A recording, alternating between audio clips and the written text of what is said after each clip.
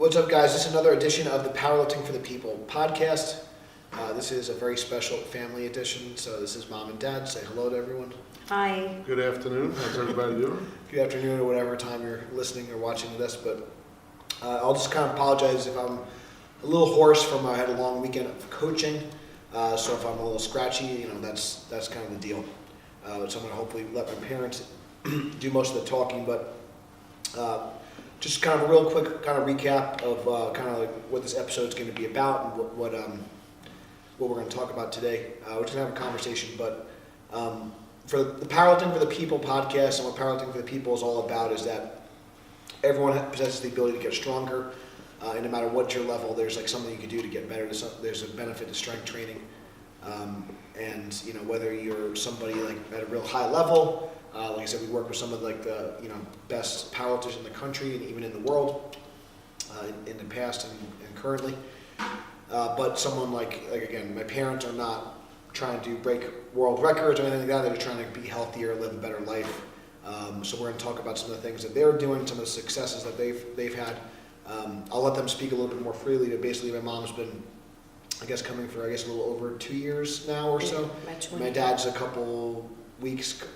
Month or two in, just kind of getting going, and so they're both at kind of different stages, but they're getting some benefit and they're able to kind of train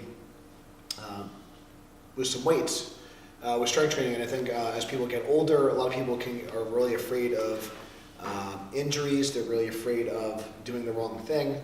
They might be embarrassed, or they don't want to go to a gym because they feel like it's. They feel like they need to kind of like get in shape before they, even kind of step foot in the gym, which is kind of a backwards mentality, but a lot of people have that in the back of their head.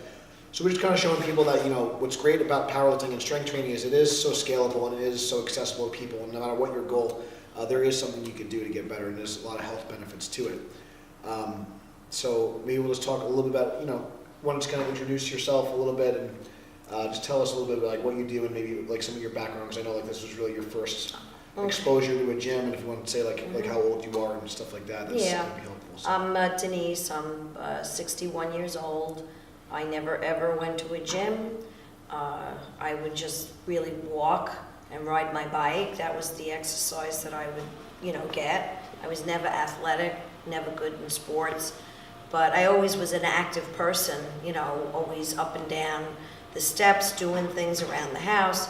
But I never had any formal gym experience, and I really was resisting when John, my son, wanted me to come to the gym because I felt my balance was really getting worse and worse. And I know a big thing with older people is if they fall, they can break bones. Yep. And I wanted to make sure that I, could be stronger before I get even older. So it took about 2 months of John cajoling me to come to the gym, but I did, and I started very slowly, just lifting my body weight, squatting my body weight. Great. And so we'll talk a little bit about the progression of like how you got started and stuff, but that's when I kind of give a little background then. So same thing with Dad. You want to just tell us a little bit, Yep. My name is John. I'm John Senior. I had a football career into college, and I had some injuries that I sustained. I also had a little motorcycle accident, which took me out of that arena of sports back in that day. Then I think over the years, when I first got married, I stayed in pretty good shape, but somewhere along the line, I put work in front of everything and got away from taking care of myself. So I put on a little extra weight and had some skeletal problems. And actually, about 10 years ago, I had some hip surgery. I had bilateral hip replacement, and always feared going into a gym scenario other than light workout, which I did around the house just for stretching and stuff like that. But after seeing what my son put together in the gym and getting a little bit more comfortable about not worrying about what other people's goals were, what their achievements were, I wanted to better myself, and started in a couple of weeks, a little over a month ago, and just retired, so I don't have the excuse of not enough time anymore. And yes. that's That's probably the best, or one of the checks that I put onto the list of why I should come. Before I had a lot of excuses on why I should not have come. But I have felt progress already, and definitely a lot of, muscle strength coming back. It's definitely a progression. So I want to talk about what you guys have done, but also really quick, because I think a lot of people, there might be people listening that maybe have to get surgery or had surgery. So the hip replacement's a big deal. So what was that rehab process like? And then what were I guess some of your fears after that, after getting the surgery, getting back into an exercise setting? Well, the hip surgery was a big benefit. I mean, where I was at, I had bone on bone, so it wasn't a decision of putting it off or not. Whereas now I have, some knee issues, but that's something which it's not, there's no ultimate decision. I can, work through that, and hopefully strengthening from the gym will help that out a lot. And I think I have had that already. The fears that I have with the hip issues is that, because of my weight, putting too much stress and strain on the hip joints, I don't want to have an issue that I could damage or injure myself because of that. So what they have done in progression is that they've put up a program for me that I'm increasing the weight and the repetitions, and it's a comfort zone where I feel I've definitely seen progress, and I hope to keep it up. I'm not looking to break any records, but I just want to get stronger. You're looking to break records for yourself. Right. Right. They're personal records. So I think it's a really good. So there's a couple of good insights there. The first thing I wanted to kind of harp on was the excuses a lot. We have this negative self-talk, and we always focus on the negative. We focus on why we can't. Focus on what you can do, not what you can't. Focus on solutions versus problems, and don't worry. Even if it's something a lot of times I know sometimes with both of them they might be only coming once or twice a week, but they've been consistently coming once or twice a week, and over especially we'll talk about my mom in a little bit. If you do that over the course of time, those even twice a week of a hard training session, an optimal training session can be really beneficial. You don't need to go 5 or 6 days a week. If you're a busy person, like I said, obviously, these are my parents, and even though myself and I have a sister as well, we're older, they still have a lot of responsibilities and things to take care of, and everyone's busy. Everyone's got stuff to do. But your health should always be a priority. And just like with my father said, I've been in that boat too, where I kind of put my education, my business, my athletes first over my own health. And I ballooned up into 340 pounds. Now I'm about 230 pounds, and I think it's really important that you have to put your own mask on first before you start to help others. So that's really important. So if you're a parent out there, if you're whoever you are, there's somebody that I'm sure you're going to have to take care of at some point, or you have family that care about you. So it's really important that you always have your health as one of your top priorities. So you don't want to get your and if you're healthier, you're going to be a better businessman, you're going to be a better husband, you're going to be a better wife, you're going to be a better son, father, mother, etc.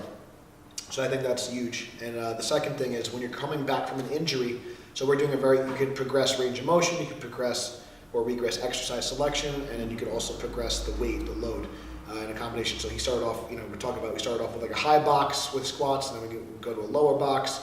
You could start to slowly add weight over time. You could also do the same weight and increase the amount of repetitions. So you just want to make small changes over time. You don't need to go from body weight to doing 500 pounds. You could do body weight and you can increase the amount of reps you do. You could do body weight and increase the weight slowly, 1 pound, 2 pounds, 3 pounds, 1 rep here, 1 rep there. It all adds up. So I want to kind of get into the next piece was, Mom, let's talk about what you were kind of doing when you started. You weren't, and then also kind of where you're at now and the progression and some of the benefits that you've seen from the strength training. Yeah, basically, I wasn't able to lift really anything. I wasn't able to squat. I couldn't even do a plank. And now I can do that, plus I bench. and I squat with the barbell, which I never thought I'd So, be able to so do. when you first started squatting, just your body weight, like what did you have to do? Like what modifications did you have to make, and Well, how did that feel versus how you feel now? yeah, I had to use a box, and the first month I was in the gym, I was in a lot of pain, you know, Or because I soreness. sore, and it did go away, and then, you know, I got stronger, and So I'm the able. initial couple of weeks were hard, but Yeah, very much so, but I kept coming back, and even at work now, I can move machines over and like nothing where I never could, you know, do that before. So I see a big difference, you know, carrying stuff, and I have more stability. You know, I don't feel wobbly anymore, so it's really helping. so just as like a reference, you know, when you started, you used your body weight. That body It was weight, challenging. We did a short range of motion. It was a higher box. We progressed to a lower Right. box. right? Progressed to a kettlebell. Yeah, then I Every started kettlebell. doing hand weights and kettlebells, and Took the box away, yeah, and then you started using the bar. And the bar was Right. challenging for a it while. was. But now you're doing, you know, I can do 50, it now. 60, 70, 80 pounds for repetitions with a good depth. And I'm sure maybe, you know, and it's really impressive. And I think it's also as we get older, we start to lose range of motion. Right. So simple things like, it sounds silly, but like getting off a chair, getting off the toilet.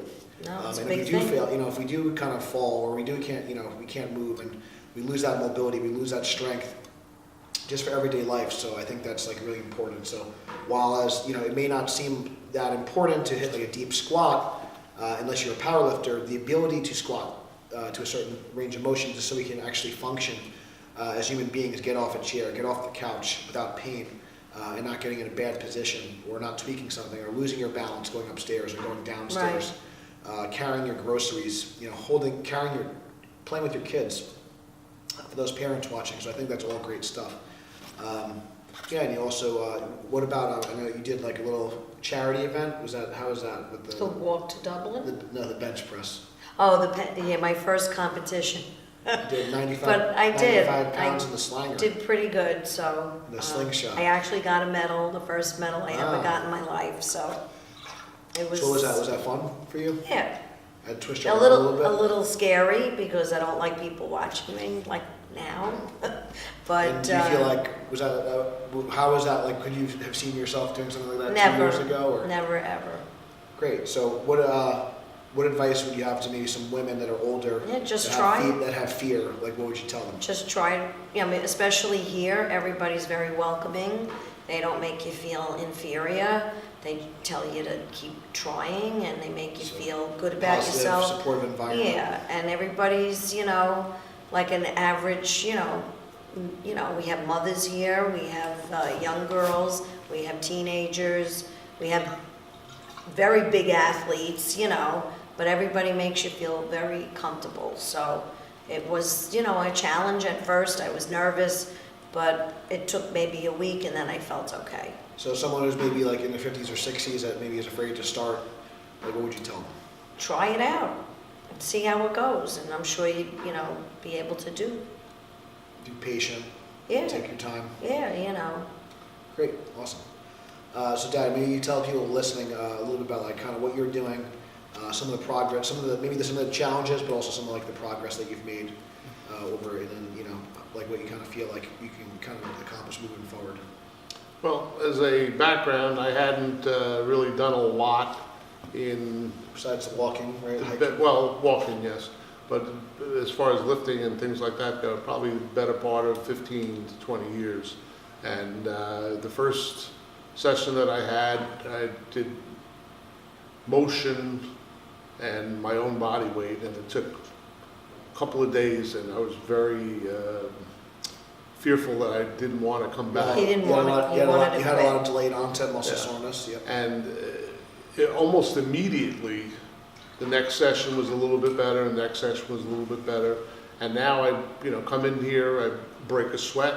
I have added either repetitions and or weight, and gotten a little bit more comfortable with a lot of the routines and the equipment that's available. And as Denise said, the staff and my son are very into the educational aspects and warm. And if you have a question, They don't tell you, come back tomorrow. It's, it's, you get an answer right on the spot. My, coming into the gym, even on a bad day, where I've eaten and, had a lot of events during the week, when I get here, after I get warmed up and I get into the routine, I feel 100% better, going out. Just getting started is big. Yeah, and what you said is coming down. So if you don't put in any effort, you will get no results. My feeling, again, it's easy to make up an excuse, but even if you can't do a set routine, to make efforts to come down a couple of times a week is, you always have that in your schedule, or hopefully you do. So if someone was fearful, maybe they had some surgeries or some big injuries, like what are some advice you can have someone maybe that's older like yourself, maybe they, had some surgeries or they, maybe they're like overweight, but whatever the case may be, like what's some advice you can have for someone that's kind of starting out? Well, again, it's, when you first come in, they're going to assess your capability. And even if you're not like with us, like whoever, like whatever fitness, you should get some sort of assessment, Oh. kind of see where like your movement Yeah, is. I mean, in my case, you want to make sure that your health is good enough to work out and get your heart rate up and break a sweat and put some weight on the plates, on the bench and in the squat. So make sure that if you have any health issues that you do get it cleared with a personal doctor. And then from a standpoint of coming down and making a commitment, it doesn't take that much to come down and do like a dozen sessions and assess what your capabilities are. And maybe if you put the goals together and you hear what potential you have or potential you see in a short time, be more apt to make that dedication. Was there anything that you were surprised that maybe you had a preconceived notion about, or like that you thought there was a myth that kind of got dispelled like once you started, or that you felt like, so this exercise was going to hurt me, or was there anything that you kind of was surprised that you kind of learned after kind of going through some of the workouts? Well, as I stated before, I had put off any routine exercises aside from walking for too many years. So, getting up and down on my knees and, just full mobility of extension. Stretching is very important before and after. So you want a good warm up. Yeah, and which they do here. And the, like the routine of, keeping a pace, which they have sheets and ways of keeping count of how your progress is going. Yeah. It's all important. Keeping track of like your records for strength, how many reps you did, Yeah. how much weight you did, that sort of thing, how things felt. Yeah. So I think one of the things that I'm like proud of, and one of the things we always talk about the team aspect and getting my family involved has been something very gratifying for myself, and it's great. And I think it's what's great about like having my mom and dad here, and obviously they're older and they're not super experienced or like obviously super high level athletes. It really is a testament to our staff here in the program that really can work for anybody, no matter what their level. There's always some sort of adjustment, some load, or a range of motion that is going to work for you. You just have to kind of identify, you have to assess, it's like, what do you have, what do you own, and what can you tolerate? What kind of range of motion does the joint have that's pain-free? What range of motion can you control? Because that's going to be a strength issue or like an activation issue and stuff. And then what can you tolerate? How many reps, how many sets, how much volume can you do? It's going to be different for everyone. So someone who's deconditioned, they may not be able to handle as much. Someone who's a little bit more in better shape. And as you progress more, you can handle a little bit more, handle a little bit more. That small micro progression over time is really beneficial. And if anything, we learn anything today, no matter if you're a teenager, middle-aged, you're an elderly person that has some injuries. There's always something you can do to get better, and just don't be afraid to ask for help. And it's taken a very long time to get my mom and dad involved, but I'm very happy that they're here, and I give them a lot of credit for also getting behind the camera and kind of sharing their story.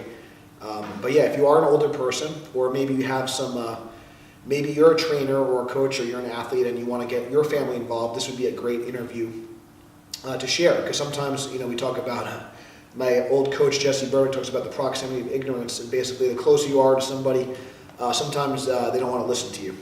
And it took a lot of convincing to get them involved, but they finally stepped up and came in, and they finally bought into the program. It makes me very happy that I can kind of give back, because they've done so much for me over the years, and I wouldn't be obviously the man I am today without them. So I wouldn't be here without them. So I want to thank them for coming and supporting. So if this interview helped you guys, thank you guys for listening. This was a very important episode for me. So definitely, share with a family member, share it with, someone that, maybe is older that needs to hear this message, and that you can get help and you can get better no matter what your situation, no matter how old you are, how many injuries that you've sustained over the years, or if you're just a brand new beginner. Don't be afraid to reach out for help. So if this podcast did help you, please share it. Please give it a 5-star review. It helps other people find us. Thank you guys for watching, and until next time, stay strong, and we'll see you soon.